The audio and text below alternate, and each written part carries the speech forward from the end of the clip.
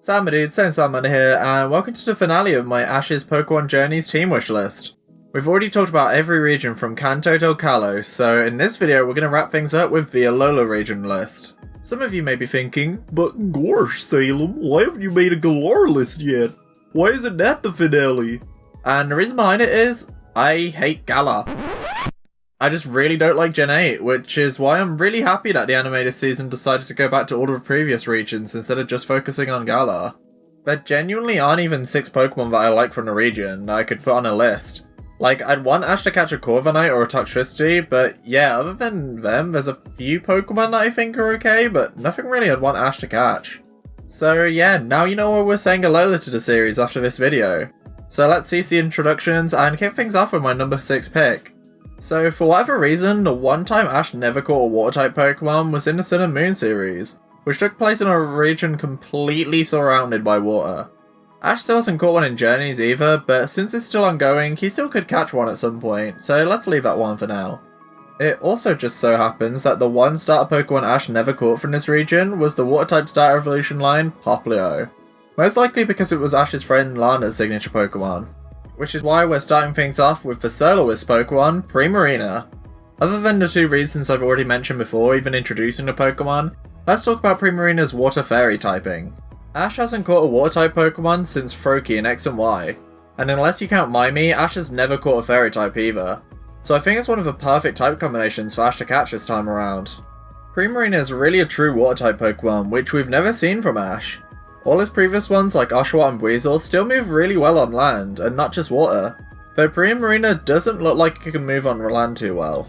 Even though we saw Lana's Primarina battle on land with it a few times, it would still be an interesting factor that Ash would have to work around with, and I could definitely see Ash coming up with some crazy tactics to help Primarina change the terrain to its advantage. Moving on to the number 5 pick is an extremely rare Pokemon used by one of my favourite rivals that Ash has ever encountered. It's the Ultra Beast Slayer, the synthetic Pokemon Silvally. Silvally is another really interesting Pokemon that I'd love to see Ash with. We've seen Gladion make great use of Silvally's multi-type in the past, so I'd love to see what Ash can do with a pseudo Arceus in his command. I believe there was about 3 or 4 Silvally experiments in the original Sun and Moon games, so it wouldn't be too out of the question for Aether Paradise to be taking care of the other experiments, while maybe the one Gladion has is the original test subject. Speaking of Gladion, it's actually part of the reason why I want Ash to catch it. Like I said with Primarina, I love it when Ash references his friends and rivals by capturing Pokemon that they previously used, so I'd love Ash to catch a Silvally of his own to reference him.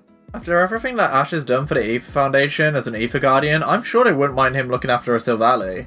Maybe Professor Cerise wants to research a Silvally and lets Ash keep it under his care while he researches it at his lab.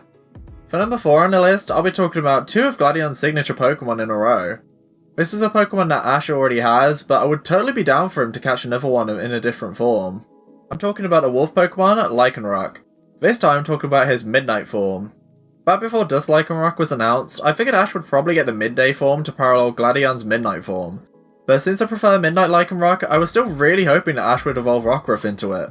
But then Ash got a new Lycanroc form, which I was super down for since it was something new and unique. Though Midnight form Lycanroc is still my favourite form, which is why I still want him to catch one at some point. Hey, maybe he could complete the set and get Midday or at Lycanroc too. I bet Go would be jealous of Ash getting every form in his decks. Like I said with Silvally, as one of Gladion's signature Pokemon, it'd be a great reference to the character if Ash caught one. And if Ash caught all 3 forms, he could also reference the Kahuna Olivia as it's her signature Pokemon with Midday Lycanroc. If Ash leads it with his Alolan family instead of a Vermilion lab, I could totally see Midnight Lycanroc being another rival to Ash's Dusk Lycanroc, just like how Gladion's Lycanroc is. Ash already has 30 Tauros, so I don't see the problem with him catching a Pokemon he's already obtained before. Even though I wouldn't want him to recatch any of his other Pokemon, I'd rather him just bring them back again, since it'd be nice to see a lot of his old Pokemon again. But Lycanroc is an exception. Sure, I'd love to see Dusk Lycanroc for more than a 2-minute cameo in the Alolan episode, but since Lycanroc has multiple forms, I'd love to see Ash catch another one and add another one to his team. I think I've mentioned this Pokemon before on a few of my previous regional lists as one of the legendary Pokemon I was genuinely surprised that Ash didn't capture during his adventures. It's the Sun Pokemon, Solgaleo. This isn't just any Solgaleo by the way. The only Solgaleo I want to see Ash catch is Nebby. Nebby's appeared many times across the Alola series, and it even came to see Ash off as he left Alola. I was honestly hoping Nebby or another Pokemon that I'll talk about later would decide to travel with Ash at the end of the series, but sadly it didn't happen. Solgaleo is a Steel Psychic type, which is a very unique type combination for Ash. Steel is a pretty rare type for Ash to encounter. I believe his only Steel types are Melmetal and Lucario as far as I'm aware. And as for the Psychic type, I've lost track of how many times I've mentioned this, but unless you count Mime, Ash has never caught a Psychic type. Ash has caught a Mythical and an Ultra Beast before, and it's only a matter of time before Go catches some sort of legendary Pokemon. I don't see why Ash can't catch a legend or two for himself this season, especially if he's reuniting with an old friend like Nebby. Moving from one legendary Pokemon to a mythical Pokemon, we've got the Gloom Dweller Pokemon, Marshadow. Marshadow doesn't really have any special attachment to Ash unlike Nebby, and it isn't referencing any of Ash's friends or rivals either. In fact, it's only appeared as a cameo in one episode of the Alola series, where Rotom-Dex was the only one to catch a glimpse of it. And it appeared in the Pokemon I Choose You, but to be honest, I can't remember its role in the movie other than possibly killing Ash, maybe?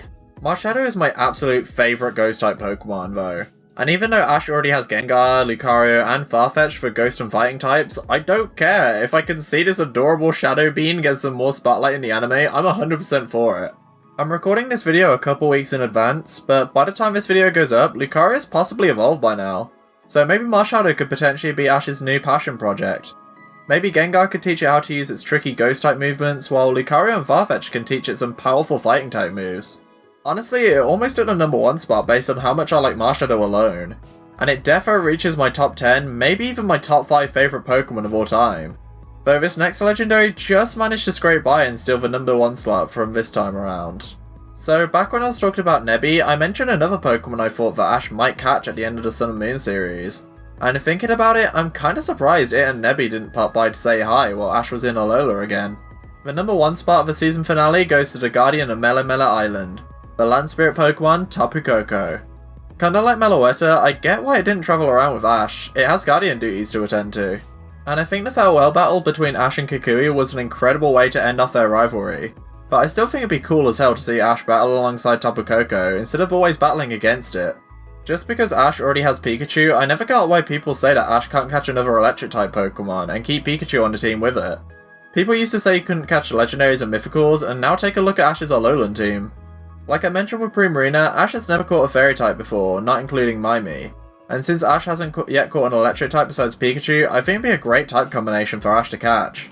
Maybe we could see a double battle occur where Pikachu and Tapu Koko work together with Electric Surge, powering up the two of them in order to give a real shot to their opponents. Also, let's hope Tapu Koko gives Ash a good bonk on the head and reminds him to use his Z moves again. I get they're not in Sword and Shield, but that's still no reason for Ash to stop using them. And with that, my first Anipoke series finally comes to a close. If you enjoyed, then please check out the other videos in this series if you haven't already, drop a like, and maybe subscribe if you want to see more content like this. I also do a bunch of live series over on Twitch, and upload the VODs over here on YouTube too. So if that sounds like your kind of thing, then please check the VODs out here and the Twitch channel in the description. Let me know in the comments which Alolan and Galarian Pokemon you'd like to see Ash catch in Journeys. And as well as that, tell me if there's any other content or Pokemon or non-Pokemon related that you'd like to see me do now that my Journeys wishlist is over. Until next time my dudes, bye!